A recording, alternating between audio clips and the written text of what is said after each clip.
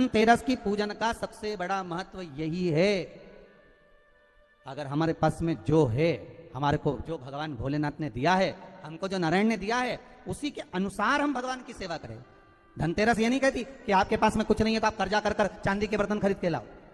धनतेरस ये नहीं कहती कि आपके पास में कुछ नहीं है तो कर्जा कर कर आप सोने की अंगूठी बनवा कर लाओ। धनतेरस ये नहीं कहती कि आपके पास में कुछ नहीं है तो कुछ घर का ही सामान बेचकर हम दूसरी सामग्री लेकर जाए। नहीं नहीं नहीं, धनतेरस कभी नहीं कहती। माता लक्ष्मी की कथा, धनवंतरी की कथा नहीं कहती कि आप कर्जा लेकर अपने घर में फ्रिज लाएं, वॉशिंग मशीन लाएं, या सामान लाएं, या कपड़े लाएं, या वस्त्र लाएं, या आभूषण लाएं। कई लोगों ने धनतेरस के महत्व को बिगाड़ दिया कि हमको धनतेरस के दिन सामान लेकर आना है, चांदी का बर्तन लेकर आना है, ये सामान लेकर आना है, वो सामान लेकर आना। लाओ, मना नहीं है। धनतेरस का दिन ही है, धनवंतरी का दिवस ही है, क्योंकि धनवंतरी देव जब मंथन के समय पर प्रकट हुए थे महाराज, शरद पूर्णिमा के दिन जब मंथन हुआ था तो उसमें चंद्र प्रकट हुए थे। मंथन का क्रम प्रारंभ हुआ, कार्तिक की द्वादशी के दिन जो मंथन हुआ उसमें कामधेनु गाय प्रकट हुई, और मंथन प्रकट हुआ, त्रयोदशी आई, धनवंतरी देव प्रकट हो गए, जिनके एक हाथ में शंख है, दूसरे हाथ में चक्र है, तीसरे हाथ में सुंदर औषधि है, और चौथे हाथ में सुंदर अमृत का कलश है। स्वयं धनवंतरी देव प्रकट होते। और ये धनवंतरी है कौन? भगवान विष्णु का ही एक अंश। त्रयोदशी को धनवंतरी देव प्रकट हो गए, चतुर्दशी आई, मां कालका प्रकट हो गई, अमावस्या आई, माता लक्ष्मी प्रकट हो गई। ऐसे मंथन में निकल रहा, पर धनवंतरी के हाथ में अमृत कलश है। इसलिए हमारे यहाँ हिंदू धर्म में ये रीति रही है कि धनतेरस के दिन कोई सामग्री खरीदी जाती है, पीतल की, तांबे की, कोई वस्तु हम खरीदते हैं। पर आज का समय का जो फैशन बढ़ता गया तो कहा साहब चांदी के बर्तन खरीदना जरूरी है, चांदी का सामान खरीदना जरूरी है, सोने का पात्र, सोने की वस्तु खरीदना जरूरी है, ये सामग्री खरीदना। तो यहाँ शास्त्र नहीं कह रहा कि महाराज इतने महंगे महंगे पदार्थ खरीदो और घर में कर्जा कर लो। शास्त्र तो यह कहता है कि धनवंतरी की पूजन करना है आपको, अगर आप एक सामग्री भी लेकर आ रहे हैं तो उसमें आपका भाव जुड़ा होना चाहिए, कर्जा नहीं जुड़ा होना चाहिए।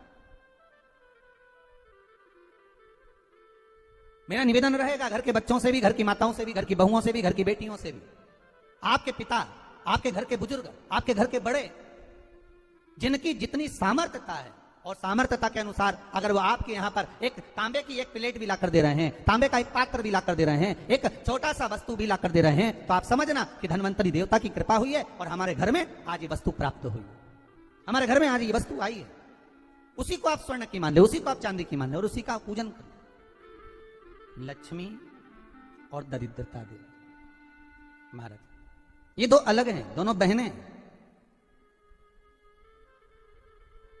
लक्ष्मी भगवान विष्णु के साथ में बिहार रही हैं, दरिद्रता दुसाह मुनि के साथ में बिहार रही हैं। शायद इसीलिए हमारे हिंदू धर्म के अंतर्गत माता लक्ष्मी का जहां पूजन होता है, माता लक्ष्मी की जहां आराधना होती है, वहां से दरिद्रता को बाहर निकाल दिया जाए। कितने दिनों पहले, किसी के यहाँ 10 दिन, 15 दिन, 20 दिन पहले से सफाई का क्रम प्रारंभ हो जाता है। बार बार घर की झाड़ू लगाना, पुताई करना, सफाई करना, जो अटाला सामान है, बेकार सामग्री है, जो किसी काम की नहीं, उसको ले जाकर कहीं डाल देना, कहीं भेज देना। घर को सुरक्षित साफ, क्योंकि लक्ष्मी उसी घर में प्रवेश करती है जहां पर निर्मलता होती है, दरिद्रता वहीं प्रवेश करती है जहां आलस हो, बहुत सारा कबाड़ा जिसके यहाँ पड़ा हुआ हो, बहुत सारा फैलारा जहां पड़ा हुआ हो, झूठे बर्तन जहां पड़े हुए हों, झूठी सामग्री जहां पड़ी हुई हो, वहां पर दरिद्रता का प्रवेश हो जाता, वहां दरिद्रता प्रवेश कर जाती। लक्ष्मी का स्मरण भगवान शिव कर रहे हैं, ख्याति ओ माता ख्याति, अगर आपको लक्ष्मी को देना है तो भगवान विष्णु को दीजिए। पर भगवान विष्णु को लक्ष्मी मिले, भगवान नारायण ने कहा मैं विवाह करने को तैयार हूं, लक्ष्मी से विवाह करूं, पर बात केवल इतनी सी है कि लक्ष्मी मेरे चरणों में रहे। आप सबसे एक निवेदन करूं, ब्यूटीफुल लगने के लिए आपको इनकी नहीं, नेचर की जरूरत है। Wow skin science red onion black.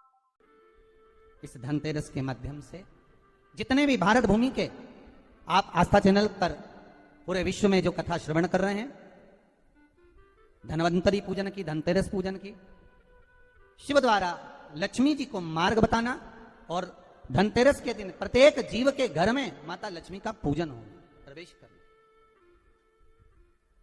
महाराज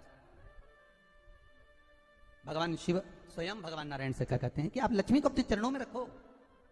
भगवान कहते हैं मैं रखने को तैयार हूं, पर लक्ष्मी मेरे चरणों में रहे, जहां मैं हूं वहां लक्ष्मी।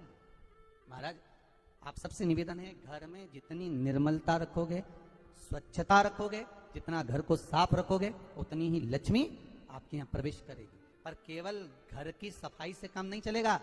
शिव महापुराण की कथा कहती है घर की सफाई के साथ में मन की भी सफाई होना चाहिए। काम, लोभ, आसक्ति, वासना, तृष्णा, ये सब हमारे भीतर भरा हो और हम सोचें कि भगवान हमारे घर में प्रवेश कर जाए तो कैसे प्रवेश करेगा। वो कहते हैं ना, आंगन नहीं बुआरा कैसे आएंगे हरि, अब तक गंदा पड़ा है द्वारा कैसे आएंगे हरि, कैसे आएंगे हरि, कैसे आएंगे हरि, अब तक गंदा पड़ा है द्वारा कैसे आएंगे हरि।